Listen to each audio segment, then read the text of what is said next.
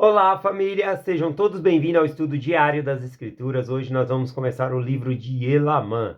Terminamos o livro de Alma, ficou com saudade, né, de tanto aprendizado e o quanto nós nos aproximamos, principalmente, do nosso Salvador. E hoje nós vamos começar aqui, então, o livro de Elamã. Essa semana nós vamos estudar 6 capítulos, do capítulo 1 ao capítulo 6, tá bom? O que nós vamos observar aqui no livro de Elamã, com mais frequência, que vai dar para notar mais ainda, é o círculo do orgulho, né? Eu anotei aqui essa questão do círculo do orgulho. Como é que funciona? A pessoa está na prosperidade, está com saúde, está com riqueza, dinheiro, está de uma maneira próspera. E aí então ela se esquece de Deus, fazendo então com que ela caia no orgulho.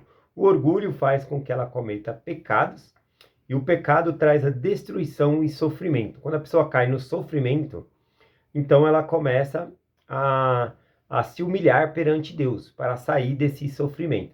E isso, com a humildade, vem ali a, a questão do... Depois da humildade vem a questão da pessoa se arrepender. Depois vem o perdão, né? E com o perdão também o Senhor começa a nos abençoar novamente e nós nos tornamos prósperos.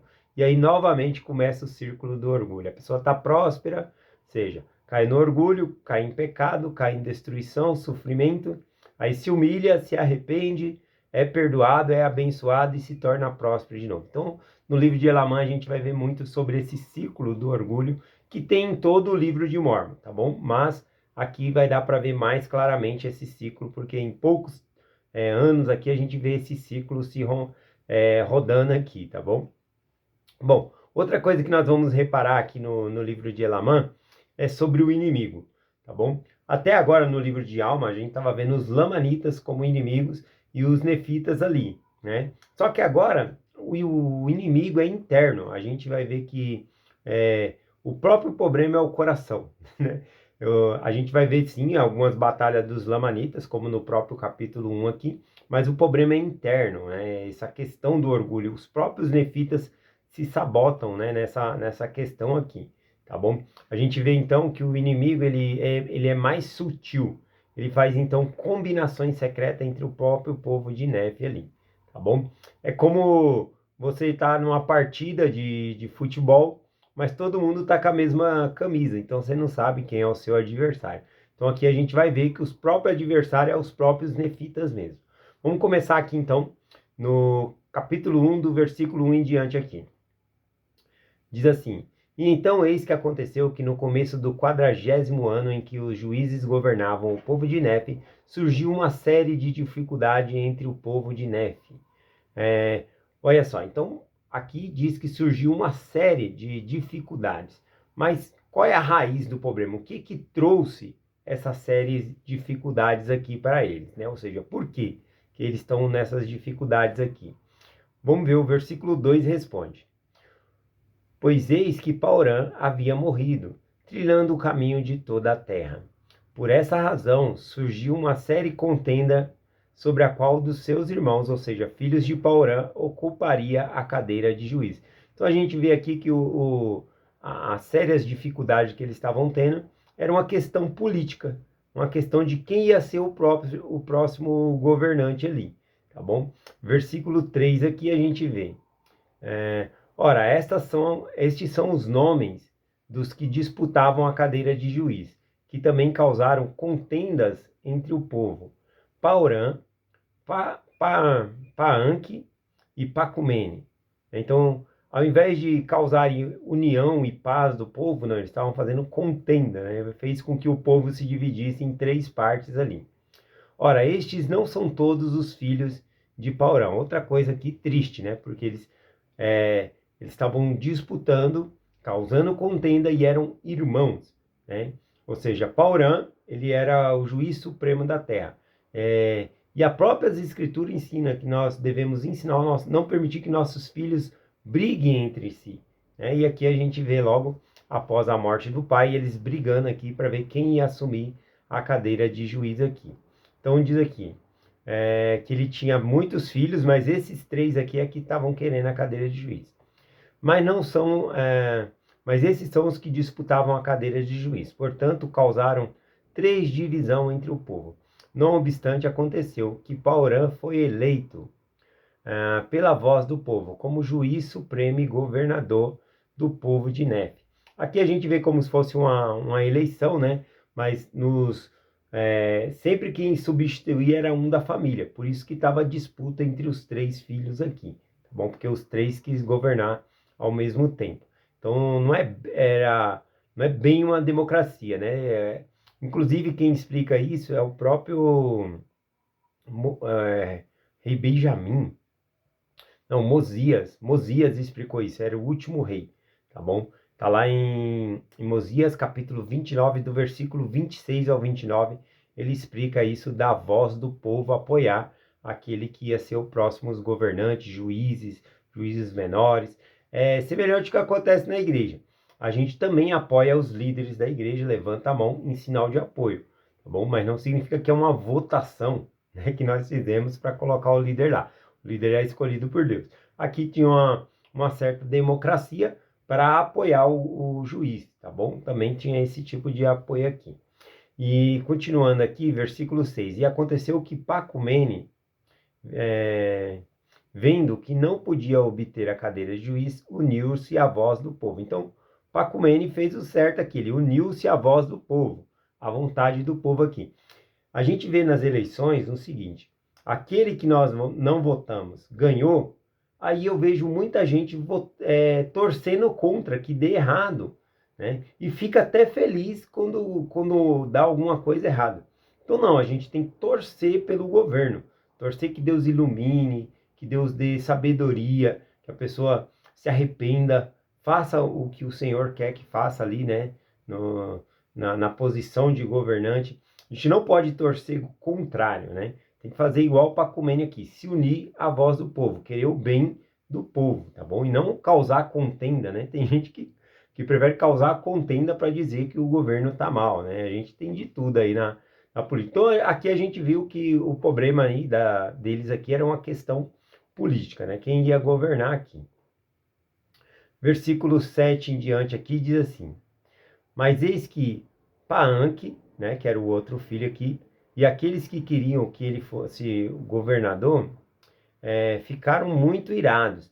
E por isso ele estava a ponto de, por meio de lisonjeia, persuadir o povo a rebelar-se contra o seu irmão. E aconteceu que quando estava prestes a fazer isso, eis que foi aprisionado e julgado de acordo com a voz do povo, tendo sido condenado à morte, porque se rebelara e procurara destruir a liberdade do povo. Ora, quando aqueles que desejavam que ele fosse seu governador viram que ele havia sido condenado à morte, ficaram encolorizados, e eis que mandaram um certo Quincumes até a cadeira de juiz, né, de Paurã.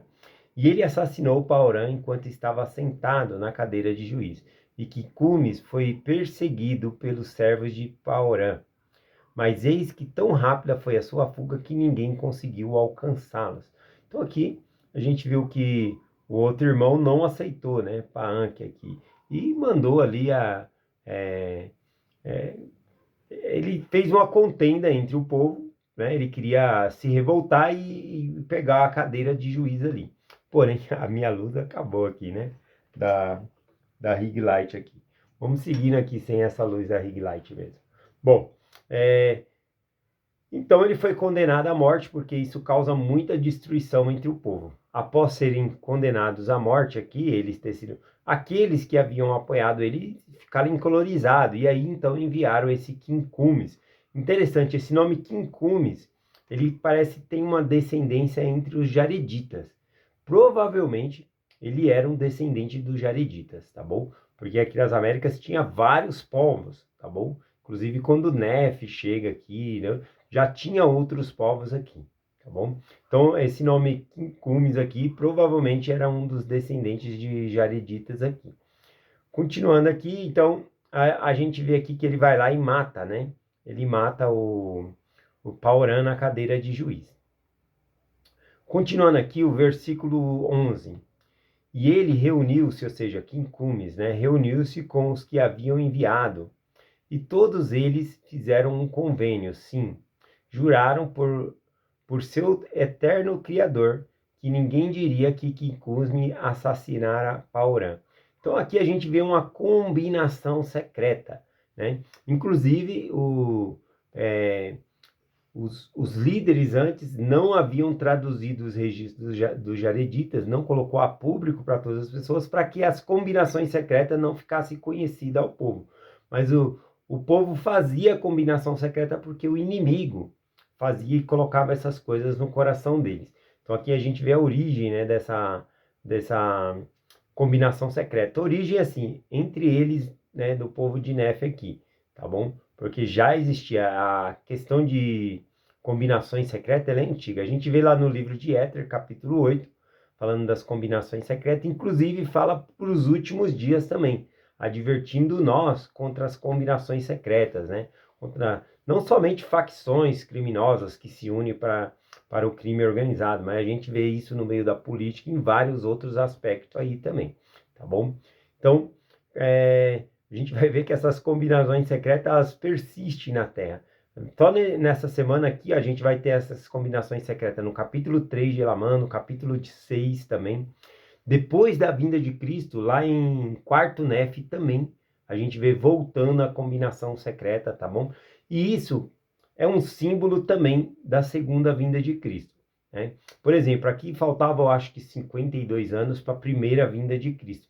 E quando Cristo está prestes a vir, a gente vê que piora as coisas aqui. Essa combinação secreta, ela vai formar um bando, né, chamado bando de Gadianton. E eles se comunicam por sinais, por estratégias, apertos de mão, tudo ali para um identificar o outro, a iniquidade do outro e proteger-se uns aos outros. Mas esse grupo de combinação secreta, ele se torna tão forte na Terra que ele passa também para o meio dos Lamanitas. E aí que está o contraste também. Entre os Lamanitas era mais fraca a combinação secreta. E entre os Nefitas estava uma grande combinação secreta. Até que eles se rebelam abertamente, né? Fica o bando de Gadianton, né? Os ladrões de Gadianton. E aí a gente vai ver mais para frente que Nefitas e Lamanitas se unem para vencer esse bando de Gadianton, esses ladrões de Gadianton aqui, tá bom? Que começa aqui fazendo essas combinações secretas e não tem fim, isso só vai se alastrando, tá bom? A gente vai ver isso no livro aqui de Elamã também. E na segunda vinda também, a gente vai ver muito a iniquidade aumentando a tal ponto que as pessoas vão clamar e clamar para Cristo voltar logo, tá bom? Então, continuando aqui, ó, versículo 12. Portanto, Quincumes não foi reconhecido pelo povo de Nefe, porque estava disfarçado quando matou Paurã. Quincumes e seu bando fizeram convênio de que e se misturar-se com o povo, de maneira que não pôde ser encontrado. Porém, todos os que foram encontrados foram condenados à morte. Aqui, né, mostra que os registros eles não conheciam, eles não ficavam sabendo dessas combinações secretas, o governo, tá bom? E depois que eles ficaram sabendo, então, todos que eles apanhavam com essas combinações secretas, era sentenciado à morte aqui. Finalizando aqui, né, só do versículo 14 em diante aqui, eu vou fazer só um resumo. A gente vai até o 34, eu acho, aqui desse capítulo, né? Mas só fazendo um resumo, agora os lamanitas vêm contra os nefitas, né? A gente viu a iniquidade entre eles, esse bando secreto aqui fazendo combinações secretas, e agora os lamanitas vêm atacá-los. E os lamanitas vão fazer algo que nunca fizeram antes. Eles vão atacar o coração da cidade diretamente. Então, a cidade de Zaraela. Antes eles atacavam a fronteira querendo conquistar o centro, né? Mas agora não. Eles passaram pelas fronteiras, vão direto ali e atacam o coração da cidade, Zaraela ali, tá bom? Então, vamos acompanhar aqui, ó, o versículo 18. E aconteceu que, por causa de tantas contendas, tantas dificuldades no governo, os nefitas não mantiveram um número suficiente de guardas na terra de Zaraela, porque pensaram que os lamanitas não ousariam invadir o coração de suas terras para atacar e a grande cidade de Zaraela. Esse é o nosso engano, né? Achar que o inimigo não vai atacar o coração ali. É onde ele mais quer atacar, né? achando que ele não vai, aqui diz, né? Não ousariam invadir o coração, o centro. Mas o inimigo, ele é ousado, ele vai tentar fazer de tudo aqui, tá bom? Versículo 19. E aconteceu que Corianto marchou. Corianto aqui, ele era descendente dos nefitas, só que ele descendiu, né? Se afastou. Ele estava entre os lamanitas e agora lá entre os lamanitas, o chefe dos lamanitas, o rei dos lamanitas, colocou esse Corianto, que era um homem forte, para ser o comandante do exército. Ele pensou que por ele ser forte, ele ia conseguir conquistar ali os nefitas, tá bom? Então esse Quincumes, esse Corianto marchou à frente de seu exército, né, e atacou os habitantes da cidade. E a sua marcha foi tão rápida que os nefitas não tiveram tempo para reunir os seus exércitos. Essa palavra me chamou a atenção. Não tiveram tempo. Ela vai se repetir várias vezes aqui. Por exemplo, aqui no versículo 24 novamente, ó. E supondo que as forças principais deles se achavam na parte central da terra, marchou contra eles, não lhe dando tempo para reunir-se. Novamente, não dando tempo para reunir-se aqui. A gente precisa de tempo para reunir-se, mas quando a necessidade chega, a época de preparar já se passou. Então a gente tem que se preparar antes para o perigo, antes que venha a preparação, não é depois, né? Depois aí não dá tempo mais de preparar. Tem certas coisas que nós podemos fazer, jejuar, orar, tudo, mas a preparação mesmo, estudo das escrituras, noite familiares, essas reuniões, a gente tem que ter uma preparação antes. Esse que é o sentido aqui, tá bom? Vamos finalizando aqui, versículo 26, eu vou ler aqui, ó. Pois eis que Moronia, que era o sucessor de Moroni, né, o filho de Moroni ali, a nova geração aqui, ele vai atacar os lamanitas. Supôs que os lamanitas não ousariam invadir a parte central da terra, mas eis que atacariam as cidades na fronteira, como até então haviam feito. Veja só, né? Como até então haviam feito. Eles sempre agiam dessa maneira. O inimigo nem sempre vai agir da mesma maneira, tá bom? Ele vai vir, tenta de um jeito, vai fazer de outra maneira. Então a gente não pode presumir, ele sempre vai fazer assim, eu estou protegido, né? Isso nos lembra a luta entre os nefitas e lamanitas, que os nefitas se armaram com couraças, com capacete, escudo e foram guerrear contra os lamanitas, se defenderam. E depois a gente vê que os lamanitas vêm atacar os nefitas e eles estão da mesma maneira, com couraça, capacete, se defendendo também. Então o inimigo ele se reforça também para vir contra nós e de maneiras diferentes. E dessa vez aqui ele atacou o coração da cidade, matou muita gente, tá bom? Eu acho que vou deixar por aqui, por conta do tempo, né? Basta eu dizer aqui que esse Corianto, ele foi morto, porque o que aconteceu? Ele atacou o centro da cidade, mas depois ele não conseguiu fugir, porque ele foi cercado pelas outras fronteiras, né? Os nefitas que estavam na fronteira foram cercando ele, e aí ele acabou morrendo, né? Mataram ele. Mas não antes dele matar também o juiz supremo da terra, que era Paurã, né? Então Paurã foi morto e Corianto foi morto também.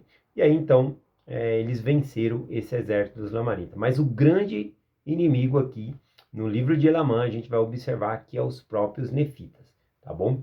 Então é essa mensagem que eu compartilho com vocês, em nome de Jesus Cristo. Amém. Até amanhã.